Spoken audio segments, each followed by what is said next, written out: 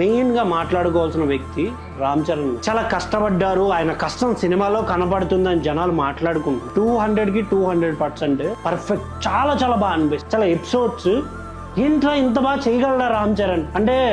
రంగస్థలం ముందు వరకు చాలా విమర్శలు ఎదుర్కొన్నాడు కదా, ఏ ఎక్స్ప్రెషన్స్ రావు, ఏదో ఫ్లోక్లో వెళ్తున్నాడు హీరో, ఫ్యాన్ బేస్ లేదు అనే వాళ్ళందరికీ రంగస్థలం లాంటి సినిమా ఏ క్యారెక్టర్నైనా ఎలాంటి ఎక్స్ప్రెషన్ అయినా కుమ్మేయగలడు, ఈ ఎక్స్ప్రెషన్తో జనాల్ని మెప్పించగలడు అనేలాగా రంగస్థలం సినిమా చేసింది. దాని తర్వాత ఈ సినిమాలో ఇంచుమించు అలాగే చాలా యూనిక్గా చేశాడు. అసలు ఇలాంటి క్యారెక్టర్లో కూడా తను పుల్ ఆఫ్ చేయగలడు, ఇలాంటి మాస్ క్యారెక్టర్లో కూడా తను కుమ్మేయగలడు అని అయితే ప్రూవ్ చేశాడు చరణ్.